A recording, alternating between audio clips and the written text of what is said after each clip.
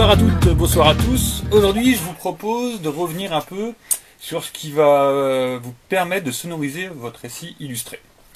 La bande dessinée a plein de points communs avec le cinéma. D'ailleurs, pour faire un film, souvent on fait un storyboard, c'est une espèce de bande dessinée de son histoire. Une des différences, c'est que dans la bande dessinée, c'est du dessin, donc le dessin est figé, et on a des petites solutions pour donner l'impression de mouvement. Et l'une des autres différences, c'est qu'on n'a pas de son. Donc il faut sonoriser notre dessin. Pour cela, il y a différentes solutions. Donc les bulles, les cartouches et les onomatopées. Alors, faire un peu d'histoire. Au 19e siècle, fin du 19e, la bande dessinée est apparue. Donc avant, il y avait des récits illustrés, c'est-à-dire qu'il y avait des cases qui se succédaient, mais il n'y avait pas de bulles. Il y avait le texte qui était écrit en dessous.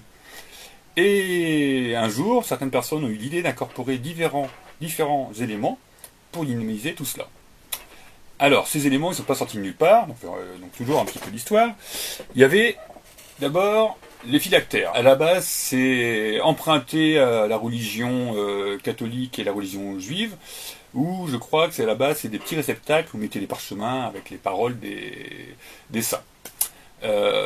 Ensuite, c'est devenu dans l'iconographie médiévale, c'est des parchemins donc sur les tableaux. On voyait en fait des personnages et de leur bouche, il y avait comme des parchemins qui sortaient pour faire comme s'ils parlaient. Il y avait des écrits en fait sur leurs paroles divines. Donc ça, on a eu l'idée d'utiliser ça pour faire parler les personnages. Au moins on y va. Ensuite, un autre emprunt à une autre civilisation, c'est le cartouche. Donc, pas la cartouche qu'on met dans le crayon, qu'on met dans un pistolet. Le cartouche, c'est emprunté à la civilisation égyptienne. En fait, le cartouche, à la base, c'était une espèce de cadre qui entourait le nom du pharaon. Et donc, nous, le cartouche, ça va nous servir. En fait, c'est un espèce de rectangle qu'on va mettre en haut des cases, généralement en haut à gauche, et ça va être un peu le narrateur qui va s'exprimer dedans. C'est pendant ce temps-là, peu après, tout à coup, il était une fois, blablabla. Donc ça c'est le narrateur, le cartouche. Enfin, on va voir aussi les onomatopées. Les onomatopées, alors c'est du texte dessiné. C'est pour exprimer un bruit, par exemple. On donne un coup de poing, il va y avoir un paf. Et ben le paf, on ne va pas juste écrire paf, on va dessiner le paf, etc. Donc, crack, boom, dring, etc. Tout ça, c'est des onomatopées, on va y revenir. Donc les bulles. Les bulles, il en existe de toutes sortes. On peut en avoir des rondes. On peut avoir des ovales, des carrés, des formes de patates. Vraiment, tout est possible. Ça va dépendre aussi de votre dessin. Ça va dépendre de votre univers. Ça va vraiment dépendre de plein de choses. Il faut que vous trouviez la bulle qui corresponde à ce que vous voulez faire. Personnellement, mes bulles sont assez arrondies, mais c'est un choix personnel parce que je trouve que ça correspond à mon univers et à mon dessin. Il y a la bulle principale, la bulle la plus classique.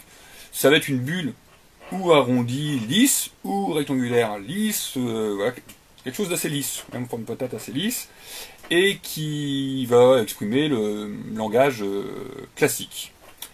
Ensuite, on va avoir peut-être la bulle où quelqu'un s'énerve, crie.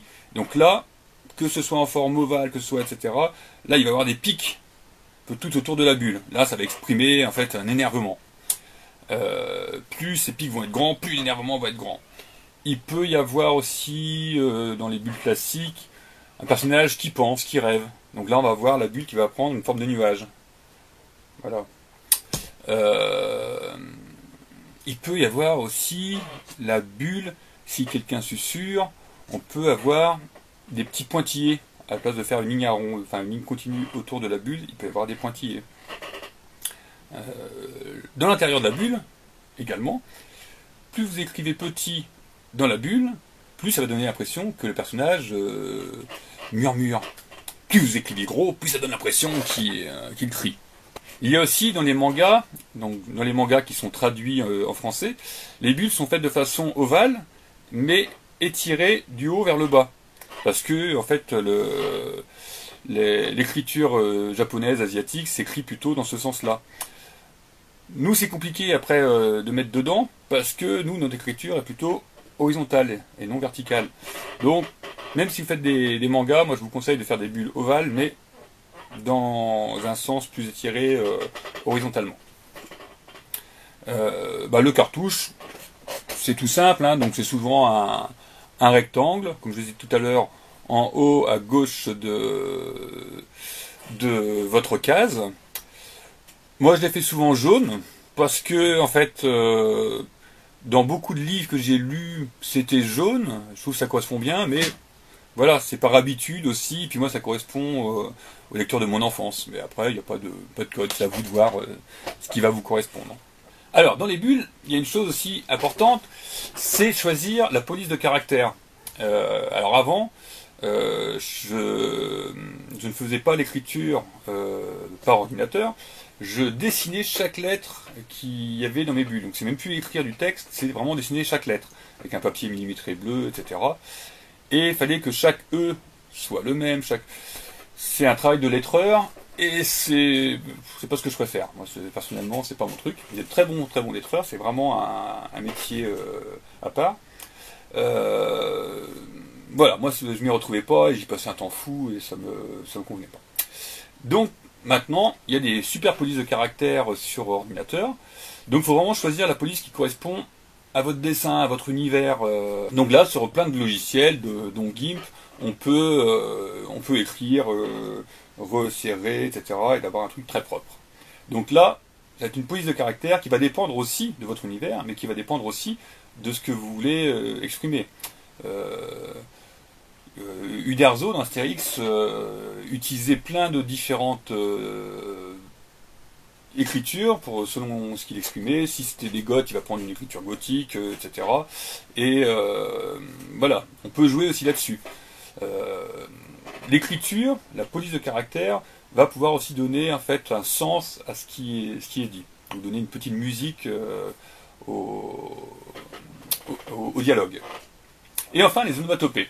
Les onomatopées, là, on va pas écrire. Par exemple, s'il y a paf, bing, boum, on va pas écrire, on va dessiner.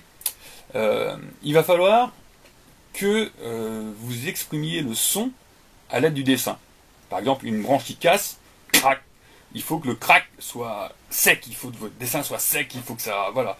Bang, bang, bang. Un ballon qui rebondit, il faut que ce soit plutôt arrondi, un peu, voilà, un peu qu'on sente ce rebond. Un beurre, qu'il faut peut-être que ce soit un côté un peu crade, dégoulinant, etc. Enfin, à vous de voir ce que vous voulez exprimer. Donc il faut vraiment, les onomatopées, c'est dessiner des lettres. Alors une chose très importante aussi, les bulles, les cartouches et les onomatopées, sur votre crayonné, il faut déjà les placer en gros. Pareil, vous placez en gros vos bulles, vos onomatopées et vos cartouches, vous placez en gros les silhouettes de vos personnages. Il ne faut surtout pas placer les personnages, dessiner tout le personnage, et après essayer de mettre la bulle et puis avoir de place. La bulle, les bulles, le cartouche, les onomatopées sont aussi importants que vos personnages. Donc, sur votre crayonné, au départ, quand vous placez grosso modo vos personnages, tout ça, vous placez tout vraiment pour voir à peu près l'encombrement que ça va avoir. Et pour être sûr que la bulle soit de la bonne taille, et pas avoir une grande bulle avec juste « merci », et avoir une toute petite bulle avec « oui, bonjour, je suis très content de vous rencontrer, j'étais passé par là, mais je ne savais pas que vous serez venu », et après c'est tout serré. Donc, il faut d'abord écrire son texte, grosso modo, à la taille qu'il aura en fait avec la police de caractère, et ensuite tracer autour sa bulle, son cartouche, etc. Ces éléments de dialogue, de son, sont vraiment très importants et il ne faut pas les mettre au second plan par rapport au personnage. Voilà, c'est tout pour aujourd'hui. Je vous souhaite une très bonne journée. Prenez bien soin de vous et les autres. Ciao et à bientôt.